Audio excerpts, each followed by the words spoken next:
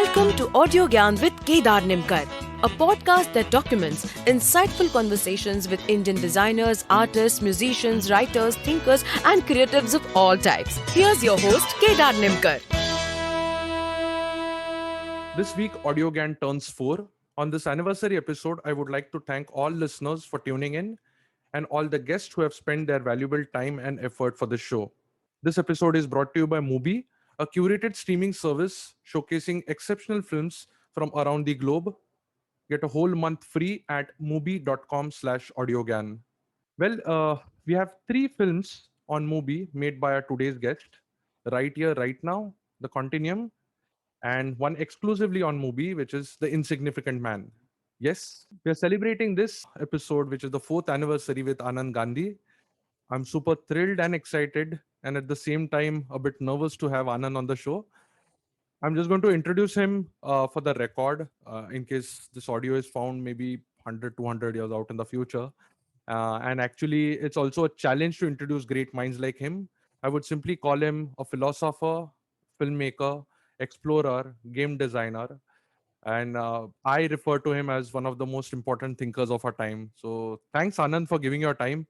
It's a real honor to have you on AudioGAN. Thank you, Kedar, to have me, and thank you for your very kind words. Yeah. So frankly, I'm my expertise or the domain knowledge, any area you pick is not as developed enough to ask any questions, but I have genuine 2 questions. One is broadly about when I first saw you live in one of the talks, you mentioned about a Zen proverb.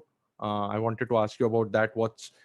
Has your definition changed over time about that? Because it has completely changed my perspective to life. And the second one is the cognitive gym, which you've been talking about in the recent videos that I saw. If you can start by telling me what's the cognitive gym, how essential is it? I think it's really the most exciting project I have been working on for the last few years to really find this tool, or rather a toolbox of a set of techniques and hacks and tricks and exercises that make the process of expanding your consciousness, that make the process of enlightening yourself, the process of um, really grasping the nature of reality, the relationship that the individual human has with their environment, uh, accessible to all. And the cognitive gym is really one such, is really the paradigm for this entire toolbox. Now, I've given a lot of examples elsewhere. I'm going to repeat some of these examples, assuming that people who are coming to this conversation today have not necessarily seen these examples that I've given elsewhere. So let me jump right into giving some stories, into giving a couple of anecdotes from the environment, from nature.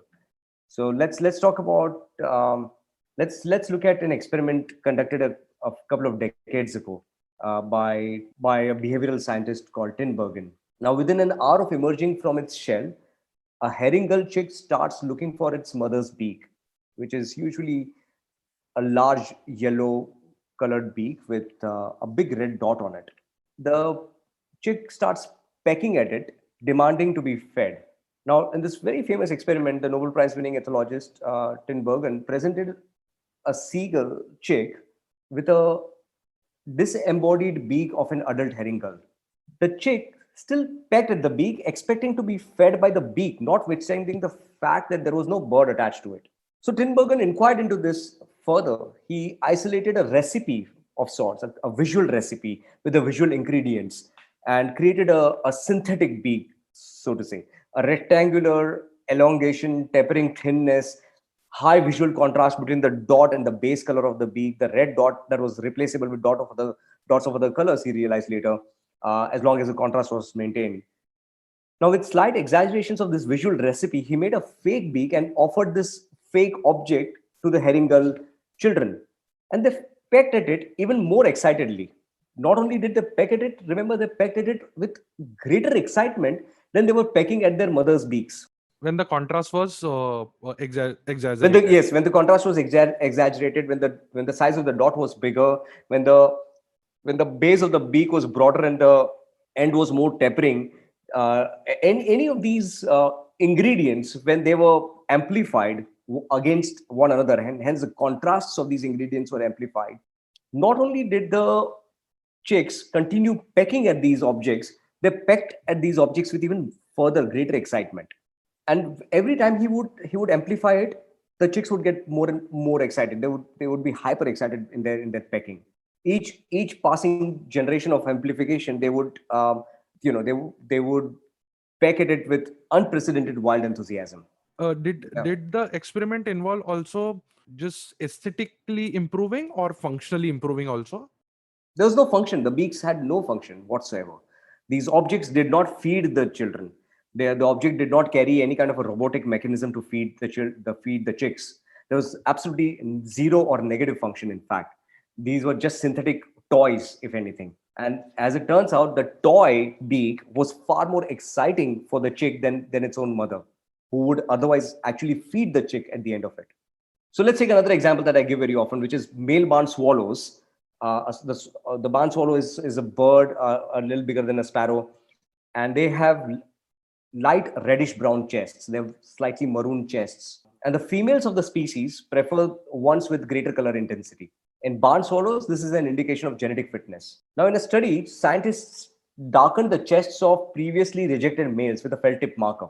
Males who were rejected by females in their region because their feathers were pale were darkened with a felt tip marker by these scientists. And this simple cosmetic hack made them instant hits with the females. They were suddenly producing more progeny. They were suddenly attracting more females than ever before. Let's study another example. Another example that I share very often, which is Jultimorpha beetles, bejeweled beetles, which have been observed attempting to copulate with beer bottles, mistaking the beer bottles called the stubbies thrown in their environment by humans, mistaking them for the most attractive female beetles ever. They find these bottles because of these tubercles on these bottles. They find these bottles more attractive than the most attractive females around them.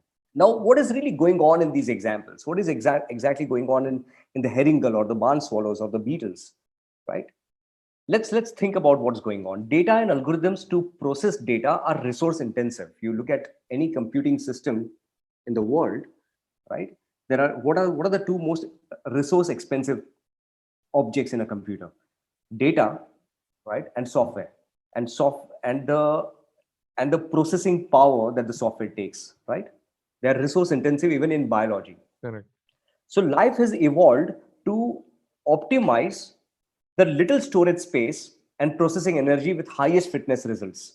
So stimuli needed to recognize and engage in life-sustaining actions of eating, of feeding, of finding mating partners, of attracting mating partners, of conducting all kinds of actions that will sustain life, have evolved to have a unique to species fingerprinting system.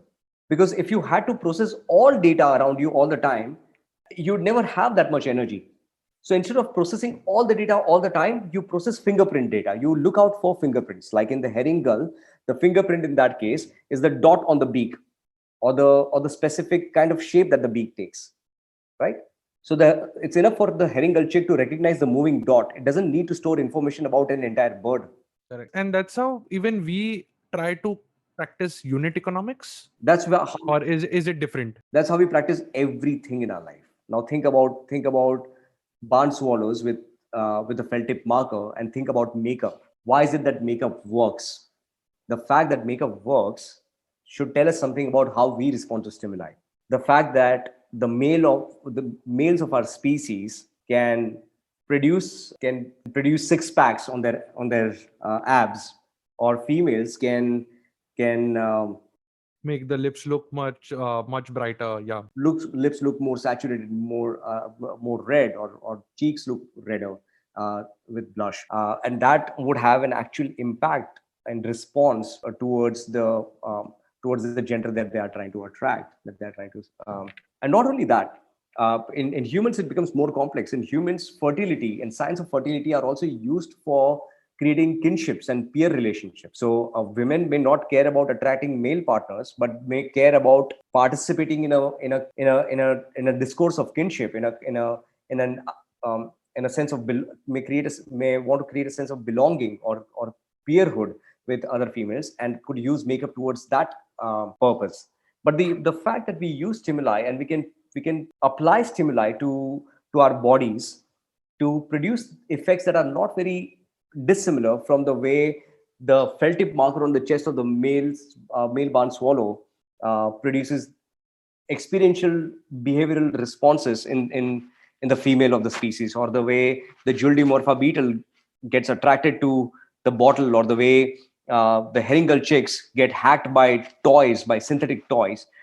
It's not different at all from the way humans respond to stimuli, to synthetic stimuli around them. And that really is the fundamental premise behind our relationship with all our modern environments, from not just the most obvious ones, not just makeup and pornography and cinema, and not just toys and merchandise, but also subtler behavioral stimuli, like kinship signaling in politics. In politics, politicians try to give you a sense of belonging and create an evil other for you to hate. Politicians create a sense of, not good politicians, but politicians who want to rule by dividing people, give you an easy kin to identify with and give you an easy other to hate. Now these are behavioral stimuli that have evolved in forest and savanna environments for very specific purposes, and can now be used to hack into our behaviors in a way that is very similar to the way we can hack into the behavior of a female barn swallow by putting a felt tip marker on the chest of a male barn swallow. What is really going on here? Let's kind of dial back a little bit now that I've given you a couple of examples about this. Correct. Actually, one quick question. Sure. What you're talking is all at a level or at a plane of instinct, right? I don't know, but instinct seems to be very primordial in our nature. So we are talking about only that, or there's some evolved sense when we introduce imagination and these sort of concepts? There is. You can retrain your instinct. You can retrain and that is really what the process of civility and the process of enlightenment is, to Yeah. constantly retrain our instincts. But before we try to solve a problem, we ought to understand the problem, and that is really what we need to do. So before we form that cognitive gym, we need to understand why do we need to enter that cognitive gym in the first place. So this is the premise for understanding that. Super. Okay, continue, please. Yeah. So humans evolved in an environment and resource economy that is very different from the modern life of most individuals and groups today. We evolved in forest and savanna environments. So challenges involved in hunting and gathering led to the evolution of calorie consumption incentivization, calorie conservation, and accumulation strategies, which basically means that because food was extremely hard to find in forest and savanna environments, hunting was difficult, gathering was insufficient always, our bodies evolved to reward any kind of calorie consumption and also reward any kind of calorie conservation. And that's why our bodies store all the calories, that try to store as many calories as it consumes. And our body also rewards us for eating more, because we evolved in environments where the food that we gathered was very rare and hunting was even a rarer opportunity. The scarcity of mating partners led to evolution of partner retention strategies, signaled by warning signals like jealousy and aggression. Right? In the birthplace of humanity, 250,000 years ago, the total population on the planet, the total human Homo sapien population on the planet was in a couple of thousands. So there, because mating partners were always scarce, life evolved to have behaviors like jealousy and aggression. Jealousy is the behavior that signals potential loss of partner, and through that potential loss of partner signaling, we produce partner retention strategies. We find all kinds of methods and ways to stop partners from being lost to us. But in an environment of partner and resource abundance, which is the environment that we're living in today, these may just be a set of vestigial responses. So the software that evolved in the scarcity of Stone Age is now being applied in the affluence of network age. That's the biggest problem in front of us as a species. First, let's understand the problem very clearly. That we come from a place of profound scarcity and we live in a place of profound abundance. We come from a place where there were 5,000 human beings and mating partners were scarce 250,000 years ago. Today, there are 7 billion of us. Do not necessarily face a scarcity of mating partners, and having more children is not the most important challenge in front of our species, right? So the real challenge in front of our species is how to ensure that opportunities to a dignified life and longevity and well-being are available to all humans. These complex problems are far more important and urgent than the problems that we evolved to solve as a species, which is how to get food and how to get a mating partner. So while scientific, social, and technological evolutions have led to augmented environments of abundance, certainty, comfort, and longevity for a large number of human beings, the gap between the body's biological expectation of the environment and the actual environment has never been wider. Our body expects real scarcity in our environment, but our actual environment, for most of us at least, provides certainty, comfort, and longevity because of technology, because of politics, because of living in most human beings are alive today in in a in in nation states that have some kind of a constitution and law enforcement. So their fundamental rights are not going to be stolen from them very easily, and hence there is greater certainty of life. There is greater access that most human beings have today to food than ever before, and greater access that most human beings have towards finding mating partners than ever before. So our body expects scarcity at every level, and our body is confronted with abundance at multiple levels. So from junk food to pornography, from fake plastic trees to art and design, from resource and mating partner certainty to the lack of injury proneness, from dark concrete walls to fully lit nights, from sports to politics, our environment is laced with supernormal stimuli, the equivalent of the beer bottle stubs for the Beatles, or the equivalent of felt tip markers for herring gulls, the equivalent of the beak toys for, the equivalent of felt tip markers for barn swallows, and the equivalent of Big those toys for beak the toys herring gull. for the herring gull. We see these supernormal stimuli in every part of our environment, in junk food, in plastic decoration, in mating partners certainty, we don't have injury proneness as much as we would face it in our natural environments. We have dark concrete walls and our nights are fully lit, so our experience of light is extremely different from what our bodies are designed to respond to. From sports to politics, so we have built an augmented world of certainty for most human beings, which is a good thing. So let's not start. Not for a moment am I prescribing that we need to go back to nature, but let's understand that we have built a completely different world upon the natural environment that we live within. But our bodies are designed to respond to a natural environment. So how do we close this gap is really the question now. Because what happens in this reversal is that once sustaining and protective evolutionary strategies become excessive because they're not being used, and they become the core causes of many emotional disruptive behaviors and diseases of today.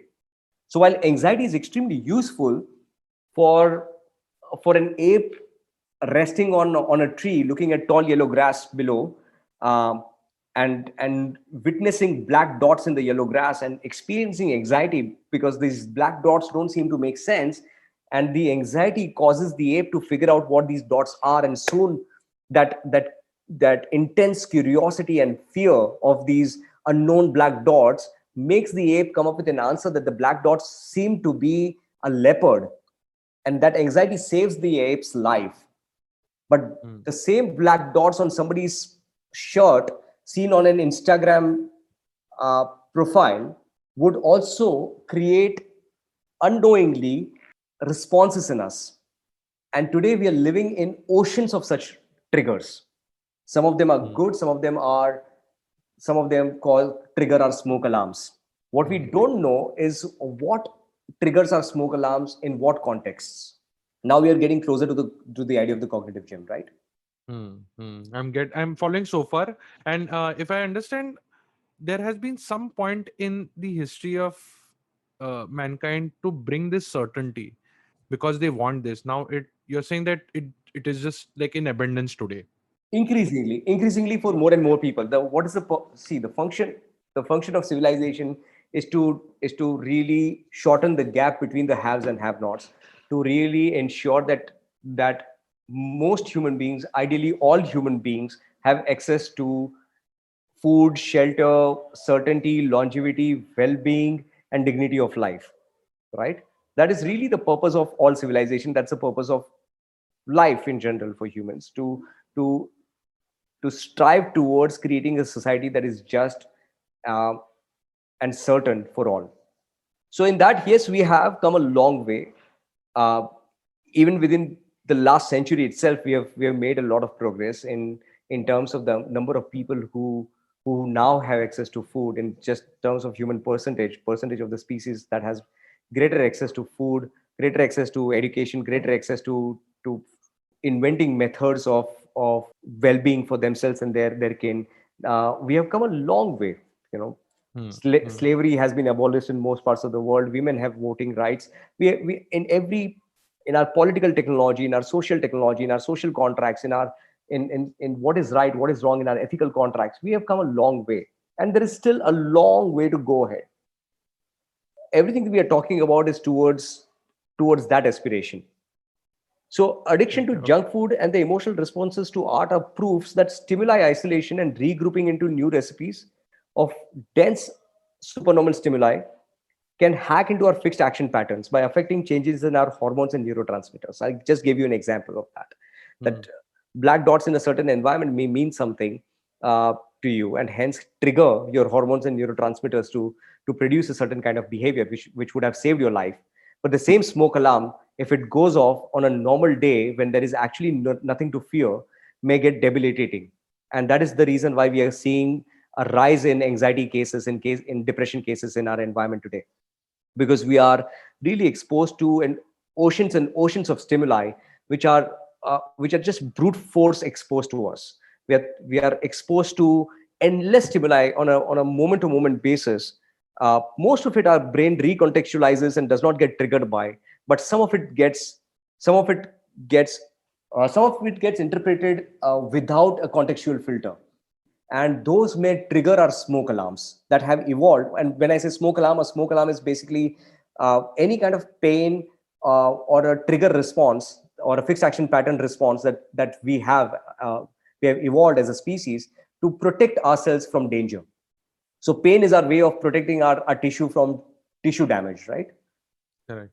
It's a warning signal, it's a smoke alarm that our body produces to save ourselves from any kind of from an injury to get any deeper, or from losing a limb, or from losing an opportunity to live.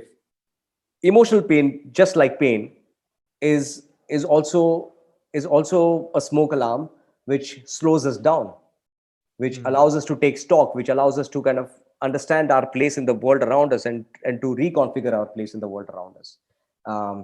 A loss of a mating partner that causes profound emotional, pain in most of us is our body's way of allowing us to take stock and reconfigure our strategy of living our lives ahead. So smoke alarms are our body's way of slowing us down, so that we can heal and kick back with resilience. But what is the need now? Because if there's certainty, you're saying at a micro level, still people are facing those at a day-to-day level. No. I'm saying that there is no need now in a lot of us. That Okay. it's a vestige, it's a residue of a software that evolved in, for instance, savanna environments. It's a residue of a software that evolved in Stone Age, but is continued to be used by our bodies in the abundance of space age. So a lot of us who are privileged enough to have sufficient life resources and sufficient access to living life fully still continue to have these smoke alarms. And that is really the cause of, that is really what we call anxiety and depression today. So now the question is, we fix our additional consumption by going to the gym. The calories that our bodies store and gather and accumulate for hunting days that are never going to arrive, that are never going to arise, we use these calories up by going to the gym. Or maybe just consume less carbs. That's the second solution, right? So there are two Yeah. solutions. One is that you consume lesser sugar, Yeah. so you do not give your body anything to accumulate too much. Yeah.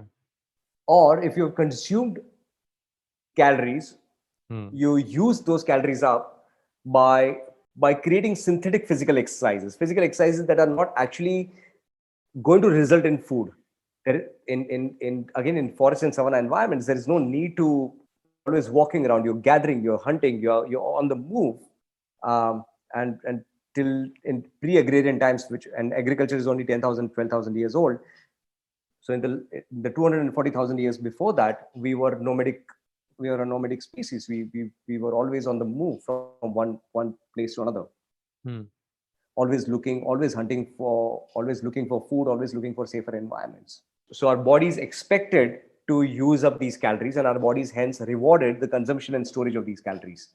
So today we found a simulation. We created a synthetic simulation of all the actions that we used to perform in forest environments. Call this the gym. Similarly, our body is also expecting to use up our hormones in a certain way. Our body is constantly producing hormones in a certain way. Our body is producing emotional behaviors, expecting scarcity, which produces behaviors in us that are better suited for forest and savanna environments. So what's the emotional or cognitive equivalent of a gym is really the question of the cognitive gym, right? Can we have a simulation of a behavioral simulation that rewires our body and makes it body and mind and makes it right for our modern environments, makes it perfectly suited for our modern environments. I call these hacks, I call this set of tools and exercises the cognitive gym. And it is just a question that you have arrived at, or you're sort of like, is it something which is designed today as we speak? No, we have been designing this. It's in fact we have the answer. We do feel that we have at least quite a few answers, and we are moving very, very close towards creating some kind of a application based solution.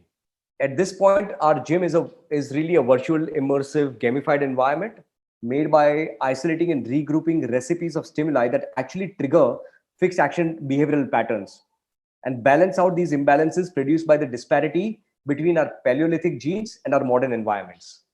Okay, so while we are shockingly similar to birds and bees, the first significant difference arises from our ability to store a massive amount of new memories in our brains. That's one question that you are asking, right?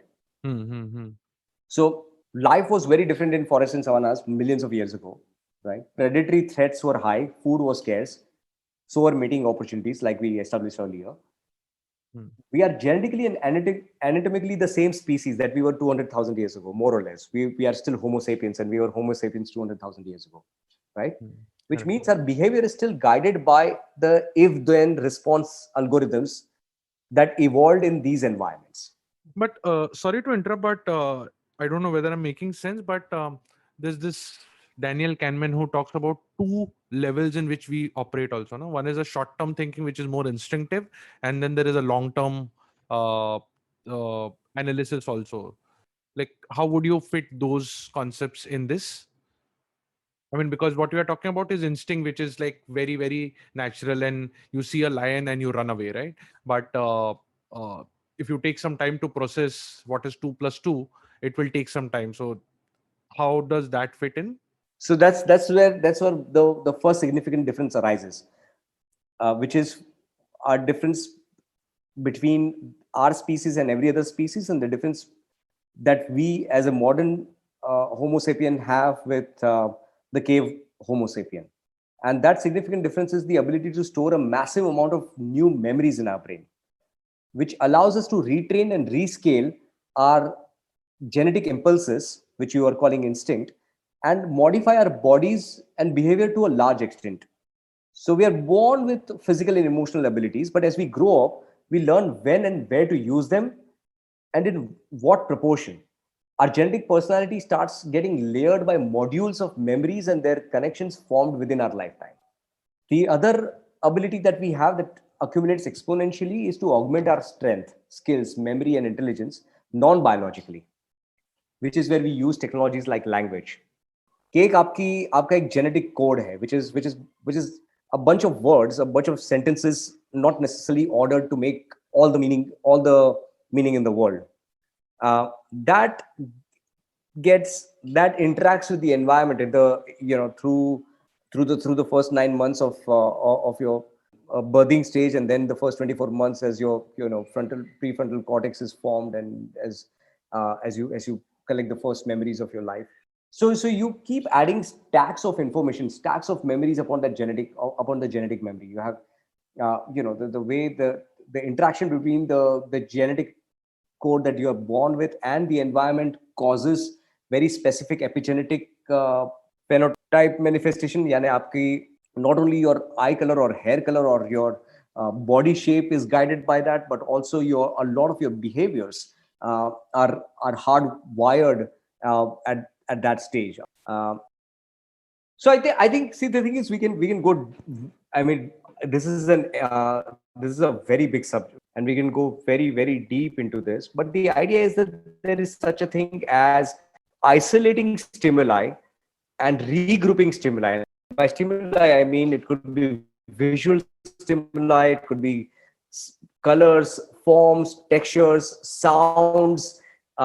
It could be all chemical stimuli. It could be smells and fragrance, the things that you touch and feel around you, pressure, all kinds of stimuli. You can isolate them and regroup them to create extremely specific triggers in people.